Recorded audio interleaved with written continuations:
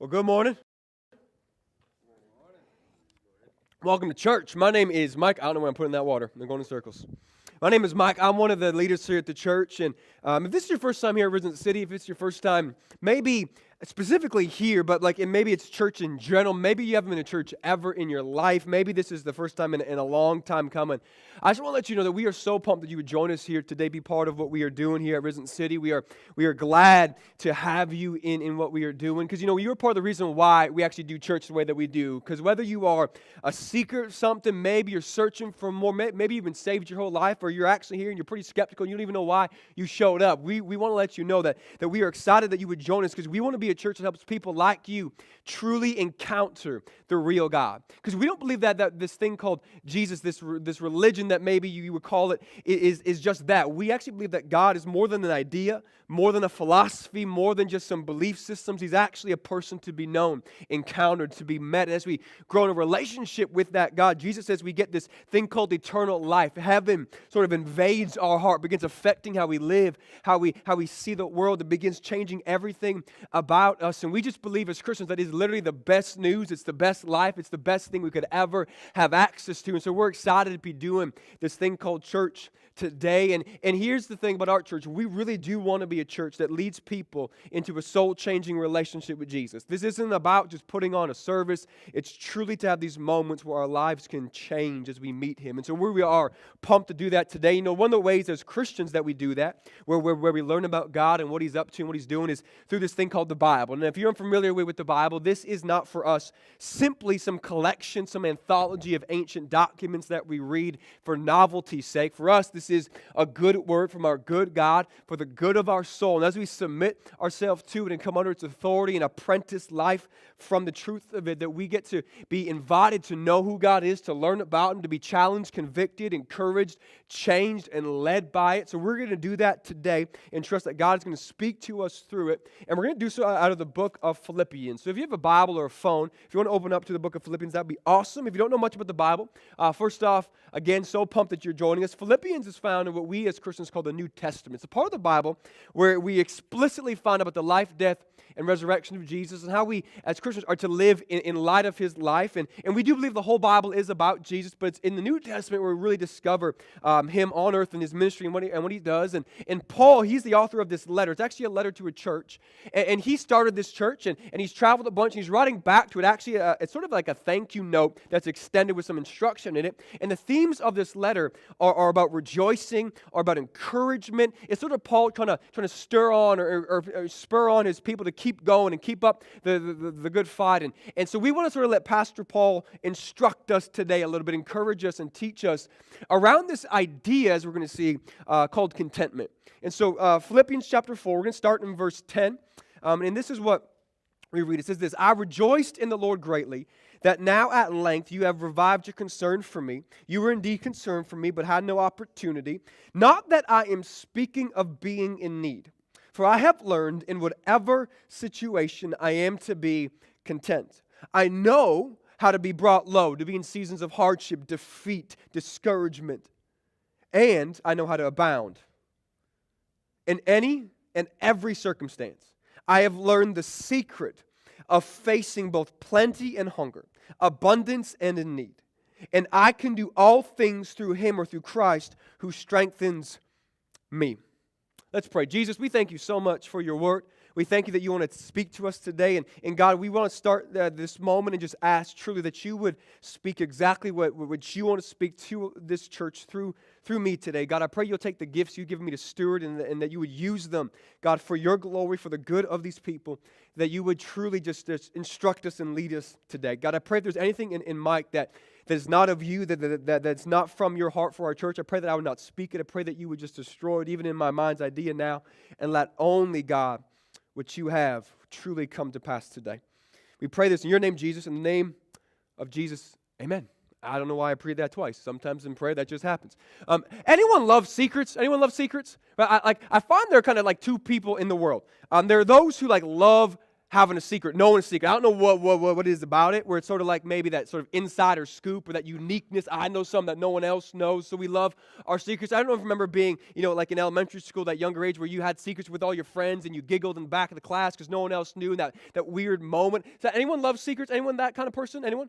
Wow, no one likes secrets in the room. Thank you for being honest, because everyone else is having the secret that they actually do love secrets. And the other person I found is like my daughter, who doesn't really know what a secret is, right? We will tell her, Liv, this is a secret, so don't tell anybody. Don't tell your mom. It's a surprise, whatever. And the first thing my daughter wants to do is go let everyone in on the secret. She doesn't really get the whole definition that usually is supposed to be hidden in a way. But you know what? I used to think that it's because she's 3 years old. She's 3.5, so maybe she doesn't get the whole concept yet. But then I've met people who are like 25, 26, 35, 50 who do the same thing, who you can't trust with the secret, right? Because these people who have this disposition to believe that secret means invite everybody into the party, right? And that's really not what it's about. But the funny thing about it is that actually how Paul acts. See, he says he's got this secret, but he wants to let everybody in on it. But it's about something that we don't often, I don't think about all that much. This thing called contentment. One of those really exciting words, right, in life, that we get to be content as people. But I think, and I would argue today, that actually for some people in this room, literally right here, this is the defining issue of your life. And that God wants to speak some things into it today, to give you a secret on how to actually deal with what's going on inside your heart that maybe you haven't even labeled yet, but it's there. It's underneath the surface. But before we dig in deeply to that, we do got to set some context here, because Paul, he's writing this letter not in a vacuum of his life. He's got some things going on. And it happens that he is a guy, if you don't know much about him, we sort of talked about his life last week a little bit if you were here, but before he met Jesus, his name was Saul, and he was a man who was very religious in actually a pretty bad way, because he would murder Christians for believing in a different religion. He was quite a madman. He would be considered sort of religious terrorist by today's standards. And on one of his journeys to go and arrest and imprison and beat and potentially murder some Christians, Jesus shows up, rescues him out of that moment, and in a second becomes a missionary when he was just a murderer. That's how grace works. I'm going to come in, change your story, change your name, change your identity, let you have a better life than you thought you'd ever have. That's what grace does. And so grace messes this man's life up in the best way possible. And then he spends years serving Jesus. He goes out proclaiming the good news of God, that hope is here, that heaven is coming, that Jesus is alive, rose from the dead. He's planting churches or starting churches and traveling back and forth, doing all this stuff. And then he finds himself in jail. Finds himself in jail. It's actually from this place in jail where he writes this letter. And it's not just sort of jail like today. He's in jail with potential execution looming over him, and he's at the hands of what we would in our modern day world consider less than stellar, officials, whose definition of justice would be quite loose, quite flexible. Whoever can pay the most kind of a thing is happening here. So he's got not a lot of hope, and he's essentially in jail on some trumped up charges, but essentially it's because the powers that be, some of the status quo keepers, don't like the fact that he's preaching about Jesus. And so he's in jail for believing in Jesus, and he's writing this letter back to this church for giving him some financial gifts, for some aid. But he's being very strategic and very pastoral, because he wants them to know he is thankful for this gift. He's happy that they sent it to him, that they could express their faith and their love for him in this way, but he wants to let them know that their gift didn't make him stronger, that their gift didn't somehow give him a hope that he was missing before. And he wants to know that, hey, I'm so proud and happy that you gave it. It increased my joy, but it never created my joy, because I was good before you sent it. See, this is the crazy thing about this. He's writing to a wealthy sort of trade city church about how to be content while having execution in jail before him. That's crazy. Can we be real? Right? That's like peanut butter pickle sandwich crazy. You know what I'm saying? Right? Like I had a girlfriend before I met Emily, obviously, right? That used to eat that stuff. That's messed up. Like if you like that, right, you got issues. But that's what this is level, right? Like he's in jail. I could potentially lose my life. And I'm going to tell you wealthy people how to be content. There's something going on here a little bit. Right? And here's the thing, if we're going to be honest, right? Like this is why I think it's so crazy, is because some of us, and I don't mean to caricature Christians at times, but like we lose our keys, drop our phone, get stuck in traffic, It's as if God's abandoned us. Like we start losing our minds, right? Like if there's any spot that we believe God's going to show up and rescue us, it'd be for being public about Him, right? That we're preaching, we're starting churches, we end up in jail. Let's be real. If we end up in Paul's place, our safe little comfortable theologies would crumble. We would not be writing notes about how to be content, but in crisis of faith. Let's be honest. Can we have a moment, Christians? If you're not a Christian in the room, then you can just ignore me just for a second. But Christians, come on, right? Most of us, if we're going to be truly honest, would never actually be in this situation. Because our faith is lived so quietly, no one would ever take notice of it. If there's even the threat of jail for believing in Jesus, most of us would never be on the watch list. Because we live it now so quietly that our friends don't even know we believe in Him. There's nothing aggressive about our faith at all. Like I don't know if you know this, but that's not faith in Jesus. Because here's the reason why. Because faith in Jesus especially, as much as culture wants to privatize our religious beliefs and whatever, which is ironic because everybody, if you're a human being, has a kind of worldview or faith position that drives their understanding of the world. So it just happens to be that they're being, incongruent with that. But whatever, right? But for us, faith is meant to affect every single area of your life. Every interaction that you have, every conversation that you engage in, every breath you take is meant to be influenced by your relationship to Jesus. How you deal with your money, how you view marriage, how you view sex, your body, how you view politics in the city, how you view everything, how you serve people, work for your boss. Every single part about your life is meant to be shaped thoroughly and completely by faith in Jesus. Here's the thing, right? Like faith is actually supposed to be kind of abrasive. Almost like sandpaper against culture. Why? Because you and I are standing on the edge of a different way of life. Hey, here's a different way to handle money. Here's a different way to handle marriage. Here's a different way to parent. We are standing against culture saying, here's a better way, that we have found the secret, the gospel, the good news. And hear me today, if the way you live your faith never puts you in places where it's a little bit insecure, a little bit fearful even, or doesn't put you in places where the powers that be and the status quo kind of keepers aren't aggravated with you, you can't call that faith. You might want to call a nice privately held spiritual belief system that I sometimes go to, but don't call it faith, because hear me say, Jesus said that the kingdom of heaven is advancing forcefully. It's moving. There is a mission to be on. There is an adventure to be on. And I would argue that Jesus didn't leave heaven, come and die on a cross so you could have a nice little quiet prayer time in your bedroom. I'm just putting it out there, right? God loved you so much, He didn't stay quiet. He didn't stay private, right? He let this thing drive him to the point of leaving all for a cross. This is our story. That's the story of the Scriptures. That's the story of Paul. And if that's not your story, we might have to ask a question of our faith. What kind of level are we living at? What kind of level are we living at? And so Paul, he's in this place and he's writing back to this church. And again, he's trying to instruct this kind of wealthy church on how to be content in every situation. Now, I think I would argue that most of us know what the word content means at some level, or we can use it in a sentence, obviously. But I don't know if we truly know what it actually means, especially because I believe if we did, it would actually begin to impact the way that we view so much about our life. Like, I don't know if you've ever seen like this gem of a movie called The Princess Bride. Anyone ever seen this movie before, right? Like I don't particularly enjoy it. My wife's family has this tradition around it. They quote it all the time. And so because I love my wife, I watch the movie, right? It's like what she does with me in basketball, right? Because she loves Mike in faith, she watches basketball with me. In fact, miracles do happen, gentlemen. Listen to me. This just came to my mind. My wife came to me this week, legitimately. Basketball season started, obviously, right? You should know that. And she's like, I have a plan for this season. I was like, oh my goodness. Right? And she's like, here's the thing. I will sit and pretend to watch. I'll put an audiobook on, and then we can cuddle and be together. I'm like, I'll take it. I don't care if you're actually watching it. We'll call it books and basketball. We'll cuddle. It's on the screen. Guys, miracles happen. My wife's going to watch basketball with me. Anyways, right? I get excited about some things. Anyway, regardless, right? And so we're watching this movie, and there's this famous character in it that has this one line that gets blown up even on the internet today, Montoya, and he says this: "You keep using that word, but I don't think it means what you think it means," right? You know what I'm saying? That's us in this contentment. Because if we knew what it meant, it would literally shape most of our life. Right? And for us as Christians, I'd actually argue we have sort of the market cornered on contentment because we have what it truly means. And this is what I want to make sure that we understand today. Contentment for us is this stable and fixed joy or restfulness. You could call it an okayness, a peace that passes understanding in all things because of my trust in the goodness of God. Trust and contentment are interwoven fully together. And it's something it's this attitude, this perspective that will literally influence and impact my reaction and my attitude to everything in this current season.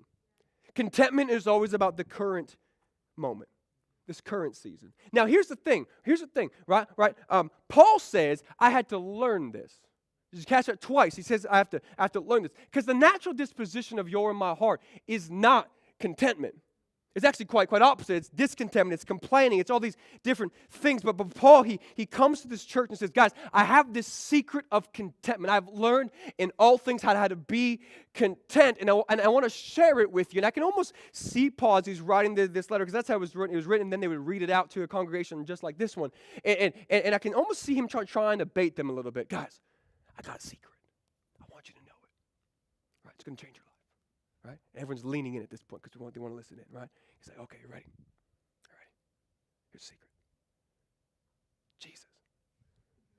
And then everyone does that because, like, we know that, Paul. It's called grade 1 Sunday school. Jesus, the answer to everything. But it's actually really important here because I think what he says is amazing. What does he say? He says, but in him, in Christ, who gives me what? Strength. Like, we like to quote this very famous verse in culture and in Christendom a lot and apply it broadly to things it really was never about. Like, hear me today. If you're 5'0" and white, don't use this verse as the motivation to make the NBA, right? That's not what this is about, right? It's not about you can do anything you put your mind to. That is sort of a modern new age take on your ability, which, by the way, is not true. Just because you can think it doesn't mean you can do it. You're limited. You have capacity. You have genetics. You got some things. It'd be better to submit to how God's made you than try to be someone that you aren't. Just putting it out there, right? But here's the thing. He says, though I can remain in all seasons, in all times, in hard, good, bad, when it's easy, when I'm plenty, when I'm hungry, in all these things, I can remain faithful. I can remain fixed. I can remain joyful. I can keep praising because my mind and my heart in this moment rests on Him who gives me strength. Now, here's the thing, right? He admits quite readily that this is bigger than himself. Right? As we said, contentment wasn't his natural disposition. He had to learn this thing. But he says, I've been given a strength that's not my own. I can't muster this thing up. It's given to me in the grace of God to be strong enough for this moment. What he is saying is not naivety. He's not saying, I'm just going to ignore life and whatever comes, I'm just going to be happy. That's not what he's saying. He's actually being quite honest. I'm not enough, but I have one who strengthens me. That's the secret. I am not enough. You can't just tell yourself, muster it up and be better for what's ahead, because we can't do that. You are limited in your strength capacity. But what he is saying is, hey, there is a grace that is sufficient. There is a strength, not my own. There is a supply for this season. There's enough for the next step when we lean in on Jesus. This is what he's trying to tell us. Because you have to remember, what did we say? Your natural disposition is not towards this. It's against it. It's towards discontentment or complaining even, or maybe you could call it coveting, desiring what's not currently before me, always looking to the other spaces for what I could have, the more over there, the different there. And this is the problem with contentment, because although we often think about it in the realm of finances and money, and sure, it deals with that, because it's about ultimately desire and trust, it goes into every single area of your life, every single one. Right? So it's going to affect the way you view yourself, your identity, not being content with how God's made you, comparing yourself to other people. It's going to affect your finances, of course, your financial situation. It's going to affect your marriage, your parenting, your schooling, your job. In fact, some of us, it lives in the realm of the past. Some of us, it lives in the realm of the future. It sits in this place, and it begins to affect everything about our life. And when we can't rest in Jesus, we begin to lose sight of what's before us. See, for some of you today, this is why I believe this is literally the defining issue of your life. That you have this restlessness that just is brewing underneath the surface for so long. See, for some of you in the room, some of you marriages, actually, this is the current issue. You don't want to put your finger on it, but it's actually this. You've grown discontented with how God has positioned you in your marriage. For some of you, it's in the parenting. For some of you, it's in the job. This is the thing that's defining so much of your life, that you have a wandering desire that does not allow you to see what is before you. Because, see, you have to understand, discontentment, when it comes into your heart, it's simply living with this restlessness, this lack of joy in what God has provided in this current season. Again, it's all about this current season. For some of us, it's we live with this restlessness because we're always looking, in fact, behind us. See, there's three different types of eyes that discontentment has. The first is always looking behind. See, some of us, we get discontented because we're always looking at what used to be. The good old days back there, we were so much better than right now. But how many of you know that when you have eyes that look behind, you always glamorize and idolize what used to be? It's never as good as you remember it to be. Here's the thing, though. You can make it that way because it's better than right now in your mind. There's actually a whole story in the Scripture about this. God rescues the whole people of Israel out of slavery. And they make some dumb decisions. And they get wandering into the desert. And at some point, this is what they say. I want to go back to be a slave because at least I had garlic. For real, it's in there. They're like, there was melons and leeks. I'd rather be a slave with spices than a free person with Jesus. That's what they begin saying. And although you might not say that, you do that all the time. Looking back at what could have been and what was there, and that's so much better than right now. Here's the problem. That will always be better in your mind because it's not your current space. But see, for some of us, it's not behind. It's actually ahead. This is where I live a lot. I'll be honest. I'll be real. This is probably where my discontentment comes most, where I'm always looking ahead to what could be.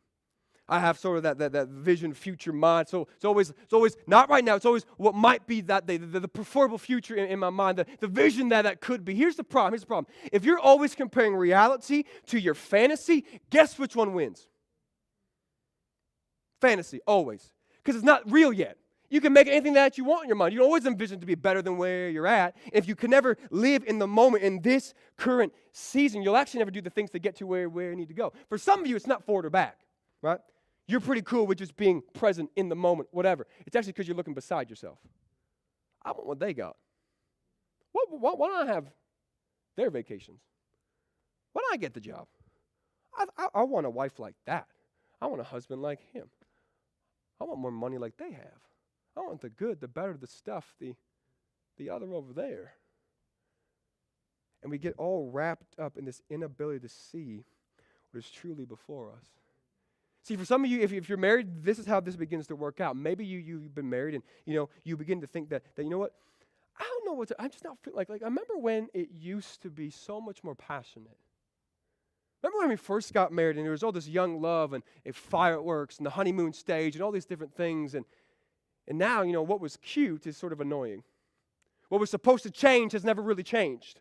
Right? Busyness and kids come up and you begin to feel, it's not that I don't like my spouse, I'm just not really happy with where this is. And you begin saying things like, if this is what marriage was meant to be, I don't know why I got into it. And you begin to go through this filter of me first kind of thinking. Here's the problem. Discontentment never stays just like that. It's always going to move somewhere. It begins to brew in us this bitterness. Well, why don't I have more of this marriage? I'm not happy. This is really all about where I want to be. And I just heard about Jill's husband, the flowers that he got for her. And I know what Dan's wife says about him. And I wish my wife was like that, and we begin in this space where we begin to think. And here's the problem. When bitterness comes out of discontentment, that is a beast that you're not going to kill easy. And here's my thought. Why don't instead of spending our energy fantasizing about what is not, we put it into digging deep into the problem that you participate in creating? What if we spent more energy praising God in the pursuit of our spouse than sitting with my mind looking somewhere else? I'm just saying you probably would get a better marriage, especially you husbands, because we have an added responsibility to make this happen, by the way. Right? We don't like talking about it, but that's what the covenant head means, that you have more responsibility before God to stoke the flames of this love that you're supposed to have. So if you're not happy with your marriage, fix it, buddy. Don't blame her. Be some weak man who can't figure out how to love your spouse well. Come on. This is the problem here. Right? When we get discontented, we begin to blame the other all the time. Right? God has called us to stoke this thing called marriage, to not allow our hearts to become discontented in this. Because here's the thing. Here's what happens. We forget that the gift that God gave us in the covenant.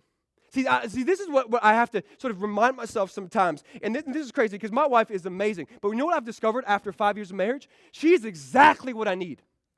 to the point of annoyance. Can I be real? Right? Like she is exactly what God knew that I needed for the long haul of my life. And I'm so glad I have her, but sometimes what I needed was not what I want. But thanks be to God that he brought the perfect woman into my life for me. Right? That's what we need to recognize. That's how we stay content that God, you know better than me in this. For some of you, it's not marriage because obviously you're not married, but maybe it's work. You've been slugging away at this job, right? And all of a sudden, somebody else who's there shorter than you gets the promotion that you've been working for. Instead of being thankful that God, you still provide and you're good, it's like, God, what's up? I missed my time. And you start getting discontent towards work and your boss and get bitter in that space. And now you don't go to work like you used to. For some of you, it's parenting. This is crazy. But it happens in our heart. We begin to wish away the years that are hard, hoping for the next stage. That the current season's never enough. I can't wait till I get to my kids are a little older and can do this, or the teenagers and this, and then they're gone. You wonder where it happened. Or you look at some other person's kids. My kids don't listen like their kids. Compared to them, my kids are deaf, it seems like, and I don't know what's up. And I'm just frustrated. I wish my kids were like them. Here's the problem in all of it. All this misplaced desire just allows me to not understand the gift of God that is before us. Now, I want you to hear this because I don't want us to get this confused. Paul never said that jail, that hard seasons, that lack was a good thing in and of itself. He never said that, right? And so there's no reason to believe that contentment means passivity. That's not okay, right? In fact, in the Bible, responsibility, hard work, flourishing of life are always championed when it's done with a pure heart. We should strive for flourishing and strive for more if we are allowed to get it. But this is the thing we need to understand, that Paul says, but in all of these things, in the good, the bad, the hard seasons, the easy seasons, the long seasons, the short ones, whatever is before me, I can remain joyful, faithful, generous, praising God because I'm resting my myself, I'm resting my faith, I'm resting my peace in something that transcends this moment. That I can walk in the next stage because I know there's a strength not my own. So what he's trying to tell us, I believe, is this, that there's a secret of knowing Jesus, which allows us to be in contentment, but it's what we also know about Jesus that actually fixes this for us. And so I think there's at least two things that we need to fix our contentment on. And the first one is this, that God is sovereign and good. And those go together, sovereign and good. Sovereign and good. And if you don't know what the word sovereign means because you're not really used to church lingo and whatnot, we use some weird words sometimes. All it means is this, he's king and you're not. I know you've been told the opposite your whole life, but this is the reality. There's one person who sits on the throne of the universe, and his name is not yours, right? That's the thing. You don't even know what's going to happen 5 minutes from now. Can we be real? Can we just get the illusion of control out of our souls? Right? We can't actually control all that much about our life. We can make some good decisions and hope things work out, but there's no one in this room that a phone call, a text message, an email whose life could not turn for the worse. Not one person. Right? But there is someone who sits on the throne of the universe and is not surprised by anything that happens and has shown himself to be good, who has promised good and is working for good. And his name is Jesus. So when I can recognize that there is someone who is aware of my situation, who's not surprised by my current issue and knows my season, but has shown himself to be good for me, I can walk content in this moment. I can trust he has provided for what he needs, that he has brought me to this place. Now, here, I want to be real. I want to be honest as your pastor today. I know that theologically, this is a really good point. It is, right? But pastorally, not so much. Because when it hurts, it doesn't really feel good to say, well, you're in control, God. Can we be honest? Can we just be real Christians today? When things aren't awesome, right, it doesn't comfort my heart all that much knowing he's not surprised by it.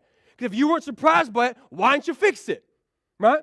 Which is why number two needs to happen. Number two needs to happen, and it's this, that not only is he sovereign and good, which, by the way, if he was just sovereign but not good, that would suck too.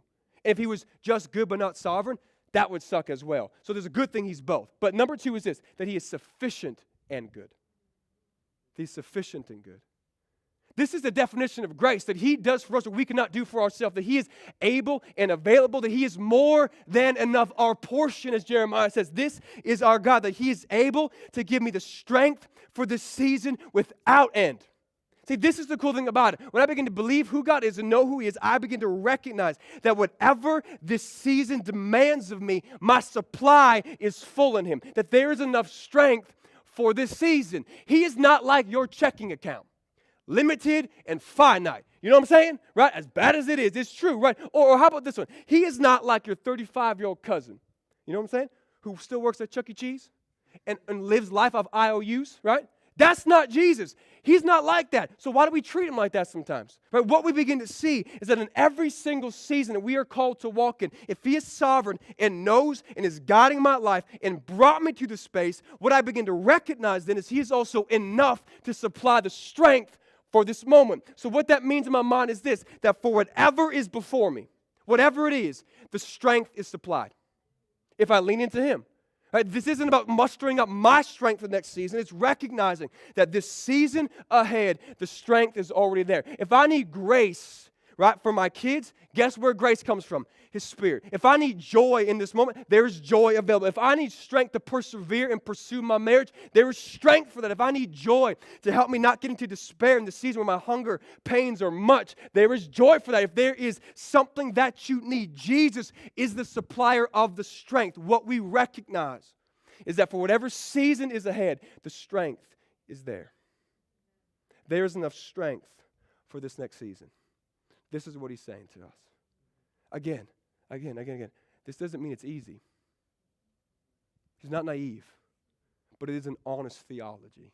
God, you're in control, you're not surprised, and you are enough. So I can lift my head, walk forward, and recognize this, that if this is hard, you have enough strength. If this is easy, it's funny because he says facing plenty. Did you catch that? As if plenty is a hard thing, because it is.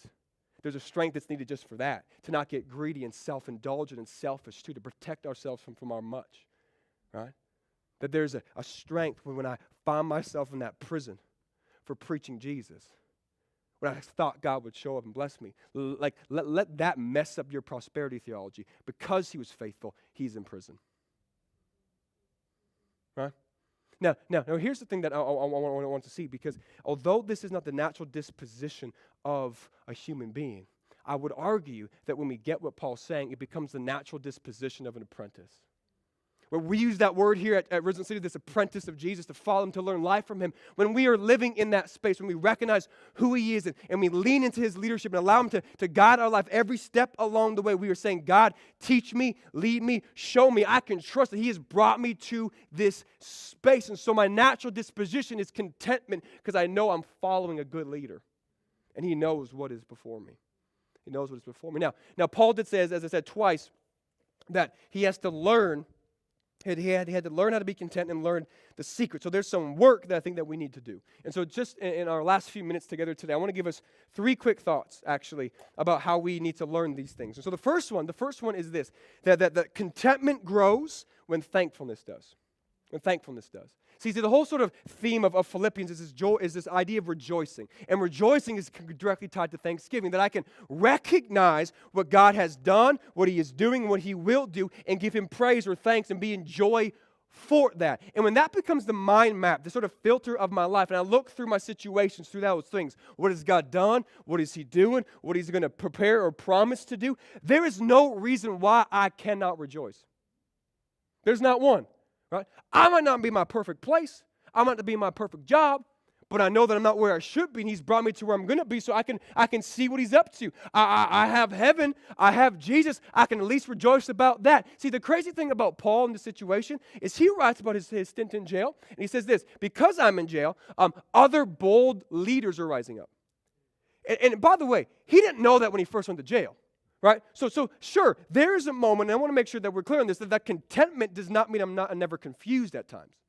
Because I'm sure there is part of that. God, what are you up to? I can't see it.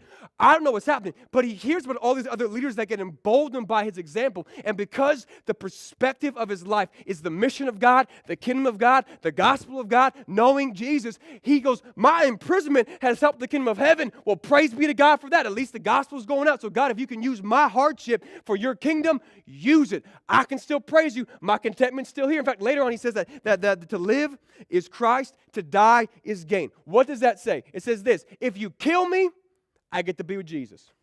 If you let me live, I get to be about Jesus. So either way, I'm untouchable. Do what you want. I'm good to go. That's the disposition of an apprentice.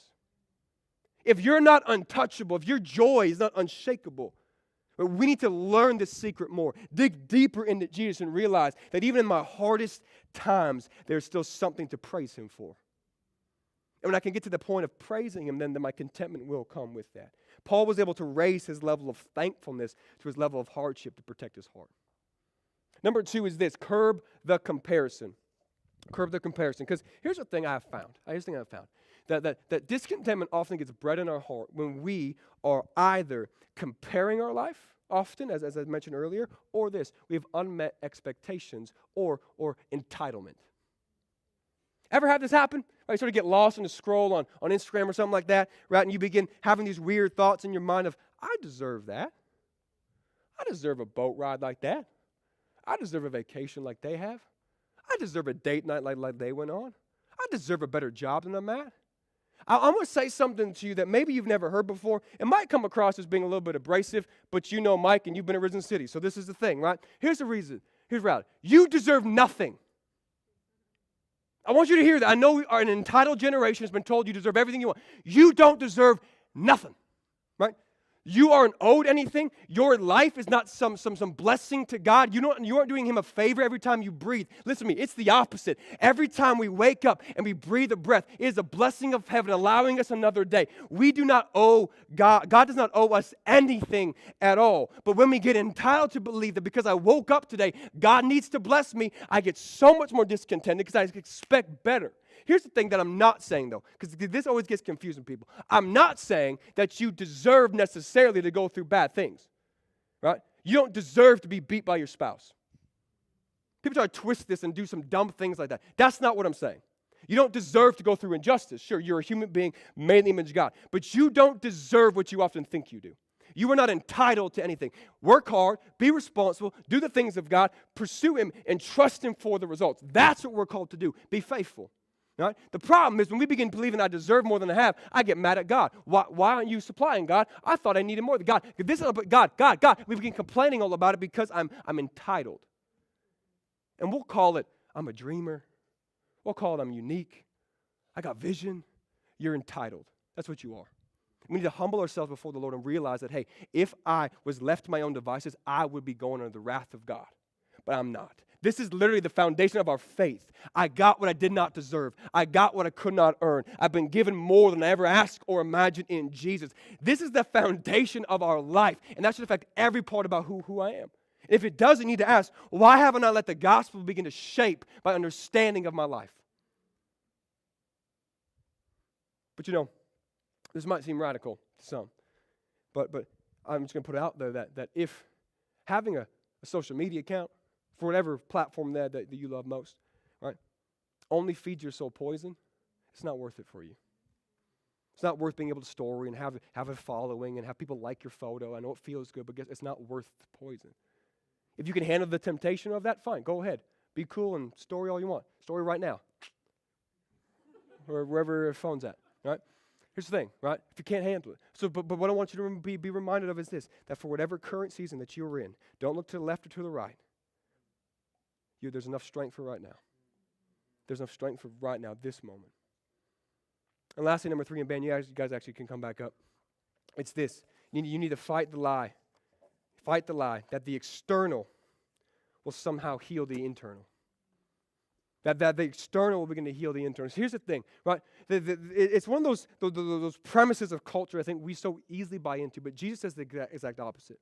Right? Remember back to our Cultivate series, and we talked about the whole thing that Jesus says, out of the heart the mouth speaks, out of the soul you will live. That there's this lie, though, that says, if I can get my stuff better, my situation better, my job better, then I will be better. Here's the problem with that, right? If you don't get fixed, right, a car ain't going to fix you, right? And I know that we know that somewhere, but we buy into it all the time, right? Every single ad that's ever been made says the same thing. Hey, if you get a better car, better watch, better phone, better job, better house, then you'll be happy. Then you'll be good. Then you'll be sexy and attractive and cool and wonderful, and you're not if you don't have my stuff, and blah, and it goes on. And it's funny because we will say that we are an independent and autonomous generation as we eat on the buffet of this lie all the time of some marketer.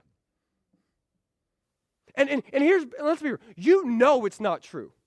Like fundamentally, if I buy stuff, it's not going to make me better. But it's just easier to believe that. Can we be honest? It's easier to go buy a watch than fix my character.